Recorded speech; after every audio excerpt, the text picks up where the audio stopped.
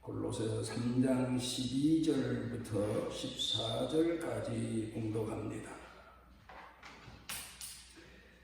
그러므로 너희는 하나님이 택하사 거룩하고 사랑받는 자처럼 긍휼과 자비와 겸손과 온유와 오래 참음을 옷 입고 누가 누구에게 불만이 있거든 서로 용납하여 피차 용서하되 주께서 너희를 용서하신 것 같이 너희도 그리하고 이 모든 것 위에 사랑을 더하라. 이는 온전하게 매는 띠니라.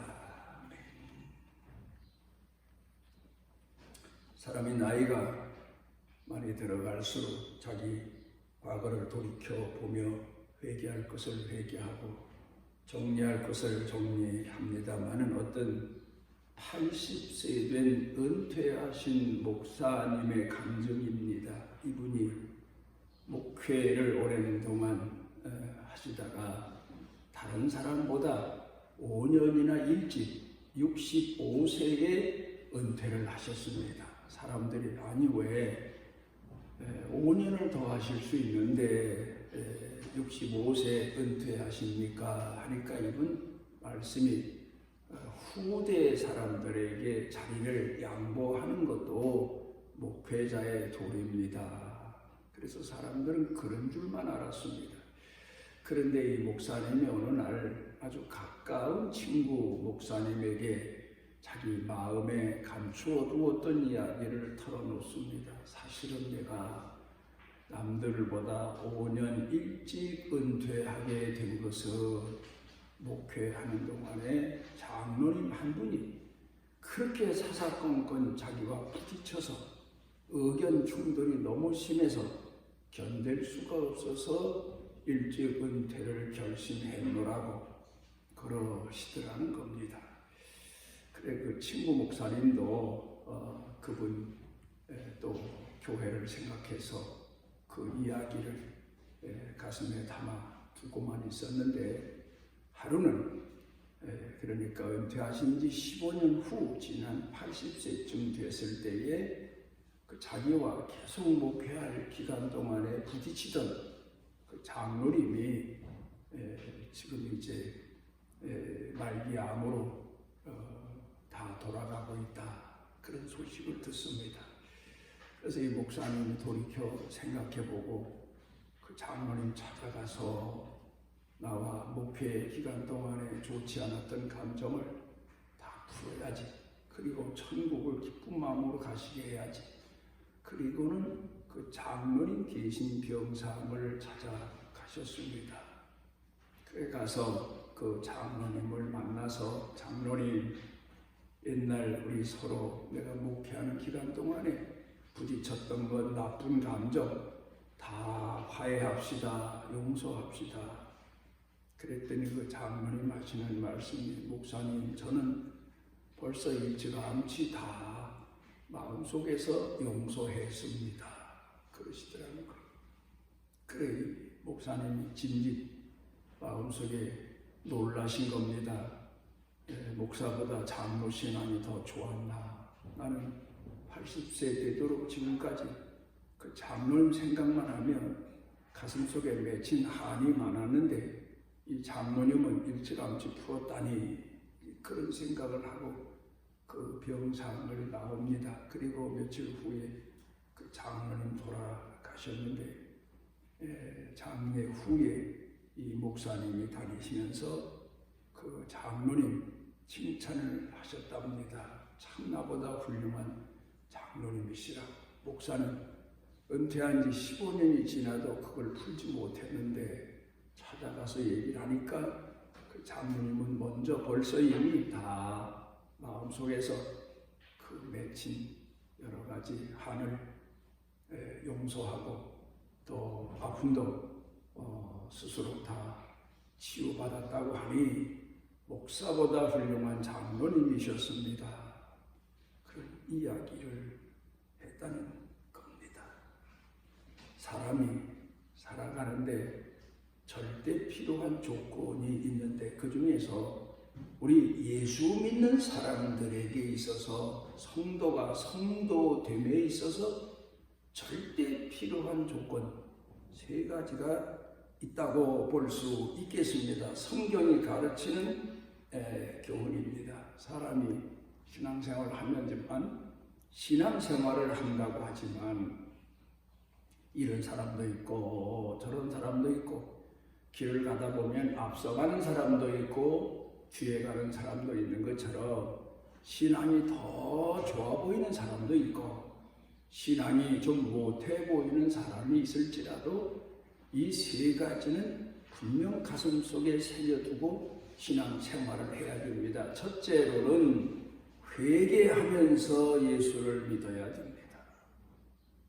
우리가 요 근간에 문화적으로, 사회적으로, 경제적으로 많이 발달이 돼서 사람들이 샤워하는 것을 하나의 생활화하고 있습니다만은 우리 예수 믿는 사람들은 매일매일 때마다 누구와의 나쁜 감정 또 내 마음속에 스쳐간 나쁜 생각들 이런 것들을 끊임없이 계속 이 세상 떠날 때까지 회개하는 마음을 가지고 살아야 됩니다.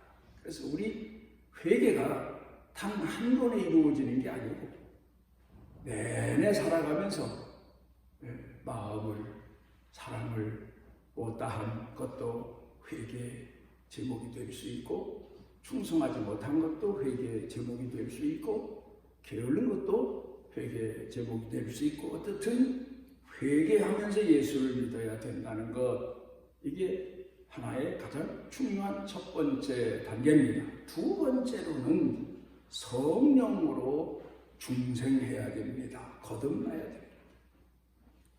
말씀과 성령으로 거듭난 신앙인이 되어야 됩니다. 우리가 예수를 믿고 산다고만 해서 신앙인이 아니고 우리 내적인 욕심에서부터 과거 예수님을 알기 전 성숙하기 전에 가졌던 나쁜 사고방식들을 다 버리고 하나님 말씀과 성령으로 거듭난 그리고 하나님의 자녀로 살아가는 그런 신앙인이 되어야 됩니다. 그 다음에 세 번째로 중요한 것은 바로 용서해야 된다는 사실입니다. 지금까지 우리가 회개하는 것도 그렇고 또 중생하는 것도 그렇고 나 자신의 내적인 문제입니다만은 용서라고 하는 것은 내적인 문제이면서 외적인 문제입니다. 다른 사람의 죄를 용서하는 것, 내게 아픔을 주고 고통을 주고 내게 여러 가지 역경을 가져다 준 내 마음을 상하게 하고 내 가슴에 응어리를 만들어준 그런 사람들을 용서해 줄 수 있는 그런 신앙이 필요합니다.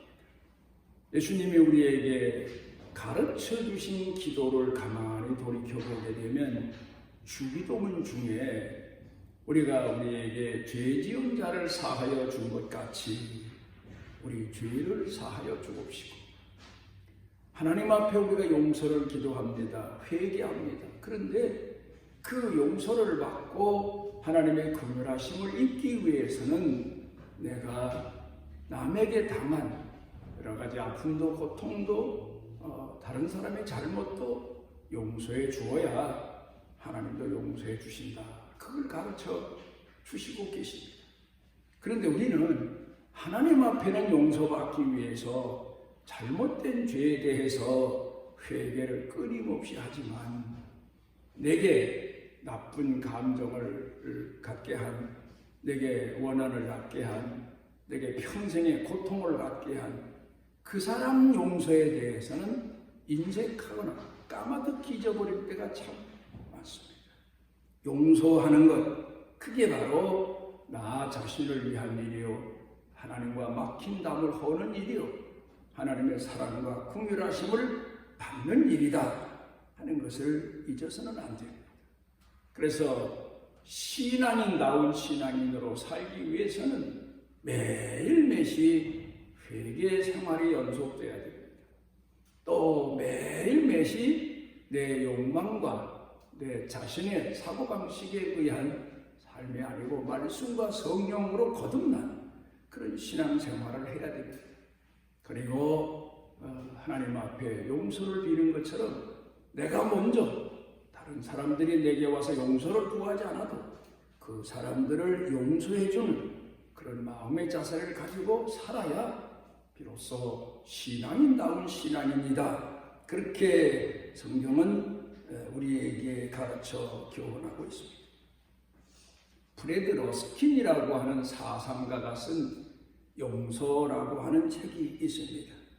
이 책의 내용을 돌이켜보게 되면 첫째로 용서를 통해서 우리는 과거로부터 자유할 수 있다. 그렇게 말합니다. 사람들 이야기를 들어보면 모든 문제가 과거에 뿌리를 두고 있는 것을 찾아볼 수 있다는 사실입니다. 용서하고 나서야 비로소 과거에 내가 당한 고통과 아픔, 사건 이런 것들에서 자유할 수 있는데 그걸 용서하지 못해서 내 자신이 오늘도 고통에 헤매고 있는 경우가 많다는 겁니다. 그러니까 용서를 해야만 내가 과거로부터 자유할 수 있고 잠을 자도 편안히 잘 수 있고 내 육신에도 내 마음도 생각도 영도 편안한 가운데 오늘을 살아갈 수 있다는 겁니다. 두 번째로 왜 용서해야 되나? 두려움에서 자유할 수 있다는 겁니다. 우리는 오늘을 살아가면서 왠지 모르게 현재에 대한 두려움, 미래에 대한 두려움, 걱정거리가 태산같이 쌓일 때가 많은데 이거는 심리적으로 들어가 보게 되면 내가 과거와 과거의 사람들을 용서하지 못했기 때문이다. 그렇게 지적하고 있습니다. 누구든지 용서하지 못하면 내 가슴 속에 마치 어두움이 들어와서 자리 잡고 있는 것처럼 내 마음을 두렵게 만든다는 겁니다. 영적으로 두렵게 만든다는 겁니다. 그래서 남을 용서하고야 비로소 내가 편안하게 자유하고 편안하게 살 수가 있다는 겁니다. 그 다음에 세 번째로는 용서를 통해서 미래가 보인다는 겁니다. 용서하지 않으면 미래가 보이지 않는다는 겁니다. 사람들은 현재 고통을 잊고 과거의 고통을 잊기 위해서 어리석은 방법을 택하는데 술로, 담배로, 변으로 그렇지 않으면 어떤 자기가 좋아하는 일에 미추가미처럼 미침으로 과거를 잊으려고 하지만 결코 그렇게 해서는 과거에 자기 자신이 가지고 있는 아픔, 고통, 기억 이런 것들을 치유할 수 없다는 겁니다. 그래서 용서하는 길, 그게 바로 오늘 나 자신을 위한 일이요 내 자신의 미래를 밝게 볼 수 있는 그런 가장 귀한 진리다. 그렇게 가르쳐 교훈하고 있습니다. 그런데 오늘 여기 성경 본문 말씀 가운데 보게 되면 거기다 한 가지를 더해라. 참 진리입니다. 14절에 이 모든 것 위에 사랑을 더해라. 용서한 것으로서만 끝낼 게 아니라 사랑을 더해라. 맞는 말입니다.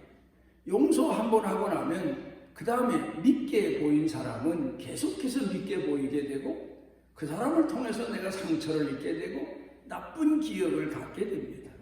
그러니까 용서는 한 번 하든 두 번 하든 끊임없이 용서할지라도 내가 겪는 고통은 크다는 겁니다. 그런데 거기다 사랑을 더하며 사랑 안에는 정죄함이 없습니다. 그러니까 오늘 여기 성경 본문에서 가르쳐주고 계신 내용은 남을 용서하는 것은 상대방이 입는 은택보다는 혜택보다는 내가 입는 은혜가 더 크다. 내가 입는 혜택이 더 크다. 그러니까 수혜자는 바로 나다. 오늘 성경 본문에서 사도 바울이 가르쳐주고 있는 교훈입니다. 용서한 것으로만 끝내지 말고 거기다 그 사람을 또 사랑해라. 사랑을 더해라. 그게 바로 너를 위한 일이요, 상대방을 위한 일이요, 하나님이 기뻐하시는 일이다. 이걸 지적하고 있습니다. 사람을 대략 세 부류로 나누어서 평가하는 이야기가 있습니다. 첫째로는 사람 중에는 동물성 인간이 있다는 겁니다. 동물 같은 인간이 있다. 동물처럼 먹어야 되고 마셔야 되고 쉬어야 되고 잠자야 되고 동물처럼 그저 사랑해야 되고 그런 정도의 인생을 사는 사람이 있는데, 동물 중에서 훈련되지 못한 동물, 대개 동물은 다 그렇습니다. 훈련이 됐다 하더라도 쉽진 않습니다만은 반사작용이 있다는 거예요. 동물. 내가 강아지를 그렇게 귀여워 사랑합니다. 그럼 이 강아지가 나만 보면 꼬리를 치면서 몸둘 바를 몰라 하고 그렇게 내 사랑에 응답을 합니다. 그런데 내가 실수해서 뒷걸음질 치다가 강아지 꼬리를 밟으면 깨갱하고 주의를 문다는 거예요. 이게 반사작용이에요. 맹수나 다른 짐승들도 내가 그렇게 사랑할 때는 사랑으로 응답하지만, 내가 실수해서 상대방에게 아픔을 주거나 고통을 주거나 어떤 아픔을 가하면 뒤로 돌아서 나를 분노한 중에 문다. 이게 반사작용이에요. 사람 중에 보면 반사작용의 인생을 사는 사람들 많아요. 상대방이 나를 사랑하면 나도 사랑하고, 상대방이 나를 미워하면 나도 미워하고, 그렇게 사는데 이런 사람들을 가리켜서 동물적인 사람, 동물적인 인생을 사는 사람, 그렇게 평가합니다. 두 번째로 사람은 응답하는 존재다. 그렇게 이야기합니다. 내게 사랑으로 대하는 사람에게는 사랑으로 응답하고, 고마움을 주는 사람에게는 고마움으로 응답합니다만은, 중요한 것은 늘 그런 것은 아닙니다. 신혼부부가 처음에는 모든 허물이 보이질 않고, 허물이 보였다 하더라도 사랑으로 다 덮고 사는데, 오랜 세월이 지나가면서 사랑이 식어지면 상대방의 허물만 보입니다. 약점만 보입니다. 그래서 상대방과 살아가면서 행복하지 못한 것은 응답하는 존재로만 살기 때문에 그렇다는 겁니다. 어떤 할아버지가 손가락에 다이아 반지를 끼고 있습니다. 그런데 딸도 며느리도 그 할아버지한테 잘합니다. 그러다가 아무도 없고 이제 딸이 아버지와 둘이 있게 되면, 아버지, 왜 그 손가락에 낀 반지 돌아가면 놔주실래요? 글쎄 그럴까? 뭐 그러지 뭐. 그러니까 딸은 이제 자기에게 주는 줄 알고 그 손가락에 낀 다이아 반지를 받고 싶어서 기대감을 갖고 삽니다. 며느리가 시아버지한테 잘합니다. 아무도 없으면 그 며느리가, 아버님 그 손가락에 끼신 반지 돌아갈 때 줘주실래요? 그럼 그러지 뭐, 내가 이거 가져가냐? 그래, 며느리도 그 시아버지가 돌아갈 때 그 반지, 값비싼 다이아 반지를 자기한테 줄 줄 알았어요. 그러다가 얼마 지나서 그 할아버지가 돌아갔습니다. 그런데 재미난 것은 그 반지를 가지고 보석성에 가서 보니까 가짜더래요. 그러니까 할아버지가 머리가 좋은 거죠. 그러니까 그 며느리나 딸이 그 아버지를 상대적으로 존경하고 뭔가 얻을 게 있는 동안 따르고 한다는 사실을 알았기 때문에 그 반지를 그냥 끼고 어물쩡 지나갔다는 재미난 얘기가 있습니다. 상대적인 사람, 물론 상대적인 인간도 쉽게 찾아보기 어렵지만, 그런데 더 중요한 것은 성경이 가르치는 교훈을 보게 되면 하나님 같은 사람입니다. 마태복음 5장 48절에 그러므로 하늘에 계신 너희 아버지의 온전하신 같이 너희도 온전해라. 예수님이 가르쳐 주신 교훈입니다. 우리같이 무지한 인간이, 허물만한 백성이 어떻게 하늘에 계신 하나님 아버지처럼 온전할 수 있을까? 온전할 수는 없어요. 그러나 온전하기 위해서, 닮기 위해서 내 마음을 쏟아서 살다 보면 자연히 하나님 마음에 맞는 사람도 되고 하나님의 자녀도 된다. 이제 그런 내용의 말씀을 가르쳐 주신 겁니다. 하나님 자녀 되는 것, 하나님의 자녀로 산다는 것, 이게 바로 하나님만 바라보고, 인간으로서는 할 수 없지만 하나님이 하시니까 나도 하나님의 자녀로 하나님 따라서 용서한다. 7번씩 70번이라도 용서한다.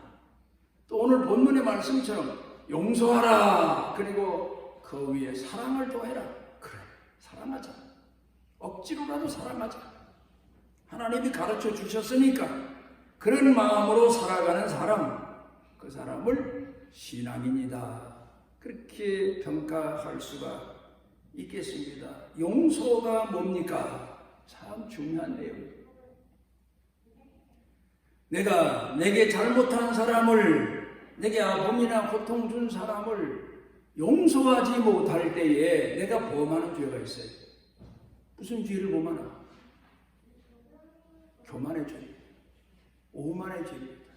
성경은 분명히 심판은 하나님께만 주권이 있다고 그랬어요.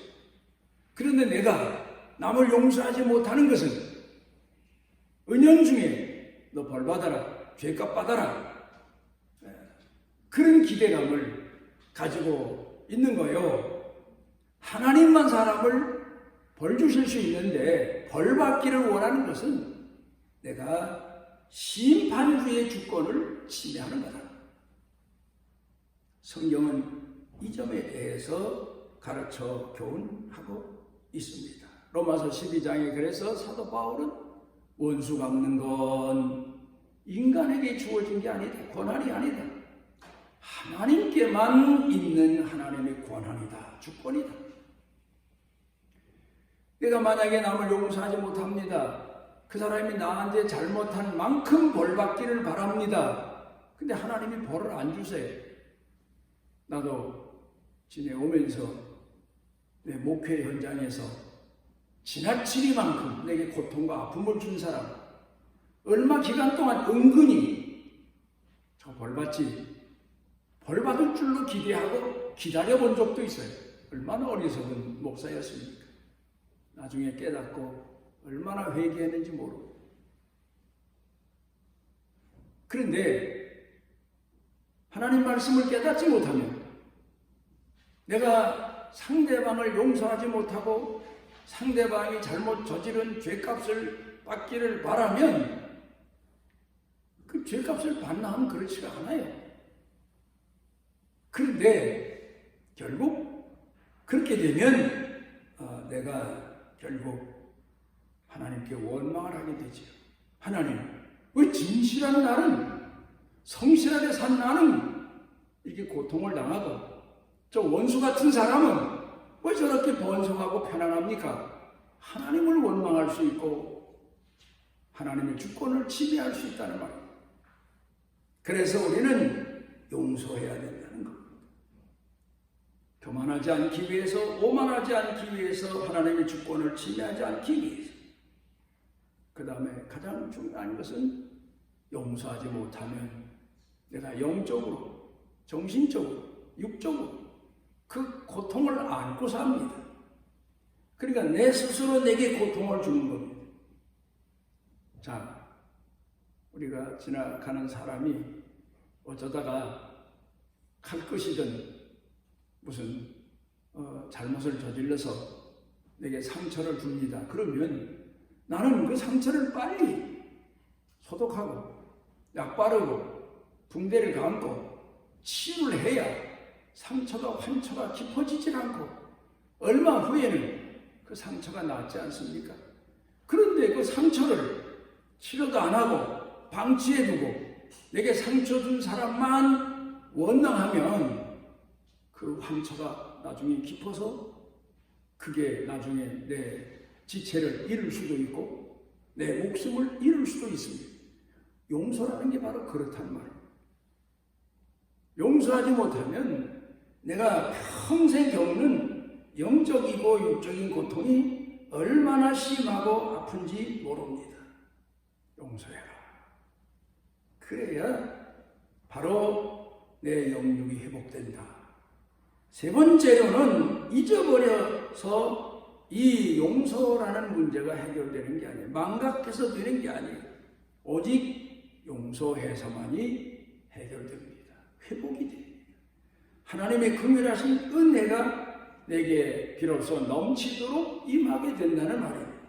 베드로전서 4장 8절에 사랑은 허다한 죄를 덮는다. 오늘 성경 본문에서 그래서 사도 바울도 사랑을 더해라. 용서만 할 게 아니다. 거기다 사랑을 더가져라. 사랑하면 모든 허물과 죄가 다 덮어지고 씻어지고 치유가 된다. 그렇게 가르쳐 주고 있습니다. 로마서 12장 20절에 보면 원수가 줄이면 먹을 걸 갖다 줘라. 사랑을 회복해라. 그런 얘기죠. 또 잠언서 24장 17절에 원수가 넘어질 때 너 기뻐하지 말아라. 그건 신앙인의 도리가 아니다. 넘어지면 가서 일으켜주고 가서 그 사람의 상처가 있으면 치료해주고 하나님의 자녀로 살아라. 그렇게 가르쳐줍니다.